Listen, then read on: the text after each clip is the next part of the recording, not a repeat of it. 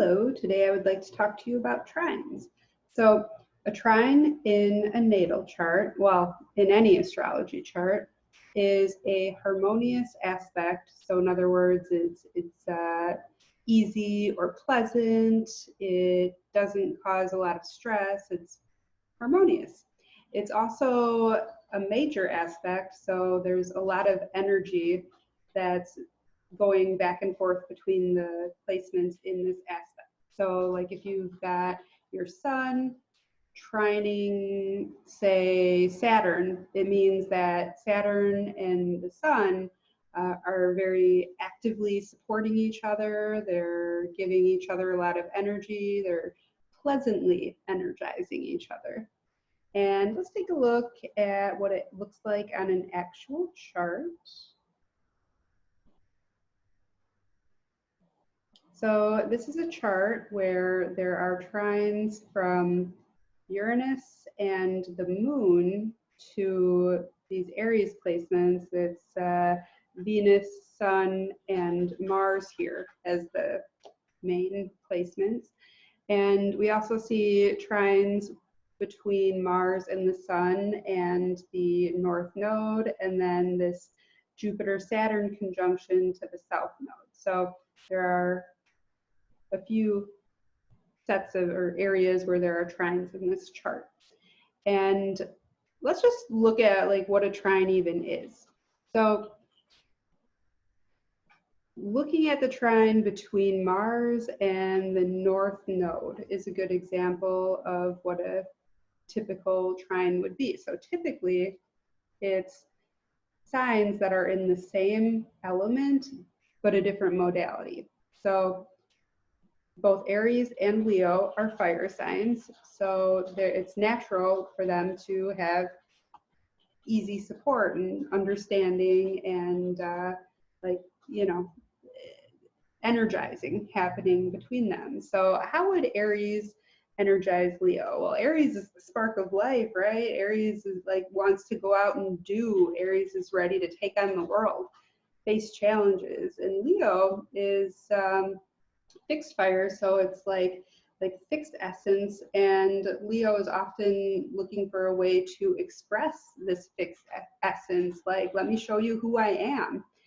So they understand each other, they get it. There's also a trine, not in this chart, but a natural trine between Leo and Sagittarius. So Sagittarius is mutable fire. This is a sign that is looking for the ways in which the essence of something changes, or the way that it's basically about like how life works, essentially. It's looking for the truth, with a capital T, truth. So basically, there's another theme with Sagittarius is humor too, and Aries loves that. So there's a natural trine between Sagittarius and Aries too. Sagittarius is out there to experience things in order to like experience what life even is. And this is energizing for Aries, who is just all about the living, all about, going out there and doing. So this is, very easy to understand. So what happens when we have a trine from a sign that is not the same element? So like in this chart, this Scorpio moon is trining the Aries placements here. Well, it doesn't look quite the same, and it's not as easy to understand as when it is going from the same element. However, it's still a trine. There's still active support of these placements for each other, and it's still energizing. I'm sure you can imagine what it could look like when, say, a Scorpio moon, which can be very obsessive and is very much about like emotional attachments largely. I mean, it's fixed water, it's about fixed feelings, so emotional attachments. How that could really fire up, say, Venus in Aries, which is all about being direct in expressing feelings of love or just love in general. And, you know, it can be a very, well, the combination can be very, okay, I'm just gonna be blunt. This is my chart, and there have been times when somebody has asked me, like, you know, how does somebody know if you're interested in them? You don't have to wonder. There's no wondering. If I'm interested, you'll know it. So I can be pretty direct about that kind of thing, and it can be intense, very intense, and that's not for everyone, and that's okay. So anyways, we could also look at what a grand trine is. So, let me think. Who's got an example I can pull up? Just one moment. I'm going to stop my screen share, and I'm going to pull up another chart that has a grand trine in it.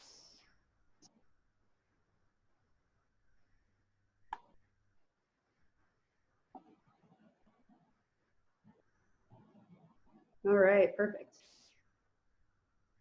So in this chart, we have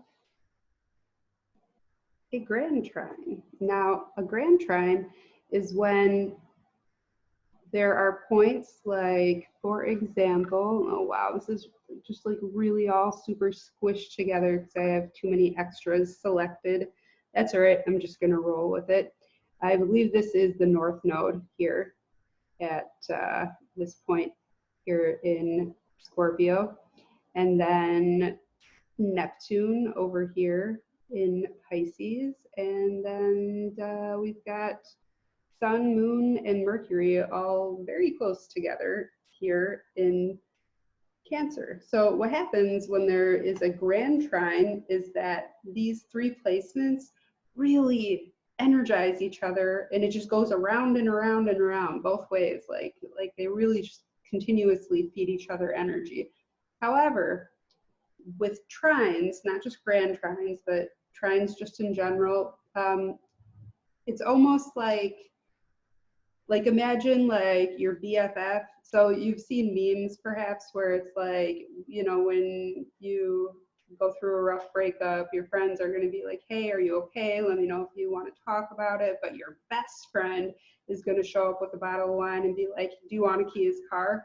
Or something like that, you know, ridiculous stuff like that. So that's how trines can be. Trines can be a little bit enabling at times because they're just so supportive of each other, and they don't challenge each other at all. They're like, yeah, right on. I'm right on board with that. Because they get each other, you know, and they're very harmonious. So, you know, there is such thing as too much harmony. So basically what we have here is a situation where there's a lot of energy and support going to each of the points in a grand trine. And it's a grand trine when it's like a full big blue triangle. There's actually a bunch of them in this chart. But so like we've got another one here. This is Mars and Jupiter. And that is trining Saturn over here. And then we also have Chiron in that grand trine. So that's another grand trine. So basically it's a shape that, you know, is just one shape. It can also happen in other ways too. This chart also has a kite in it. This kite is basically a grand trine that also has another point that is opposite one of the points in the trine. So in this case, Pluto is opposite the Sun and Mercury in this person's chart. And what ends up happening in that situation is that, like, let's say the Sun and Saturn and see here, Chiron You know, like all three of them are buddies, right? They get along with each other, they understand each other, and they support each other. Now all of a sudden Pluto shows up and says, hey, Sun and Mercury, I'm calling you out on being too Cancer. You need to be a little bit more Capricorn. And because there's a sextile between Pluto and Chiron and Pluto and Saturn, Saturn and Chiron kind of get where Pluto's coming from. They're like, you know, Sun, he actually kind of does have a point about this. Like, we love you, we're here for you, we completely support you, but like maybe you should kind of listen to him. So this Pluto here ends up causing a lot of opportunity for growth for the Sun and Mercury in this case, because they're both opposite Pluto. So what ends up happening is that because these Cancer placements are now growing because of the challenge that Pluto presents, suddenly it gives Saturn and Chiron a little bit of growth opportunity as well. Not as much as you're going to get with the Cancer placements, but there is still going to be some opportunity. So a kite basically is like a grand trine, except with a little bit more opportunity for growth for the bottom of the kite, essentially. So like Pluto's the top of the kite, if you know picture what an actual kite looks like. And then over here we've got you know, some growth happening now. So kites can be a pretty cool thing in a chart, and they're not super common, they're somewhat common. And I think I'm gonna wrap this up. So we talked about trines, grand trines, and kites. Let me know if you have any questions, and if you have any of these in your chart and you wanna talk about it, feel free to mention it in the comments and give me any feedback. Thank you very much.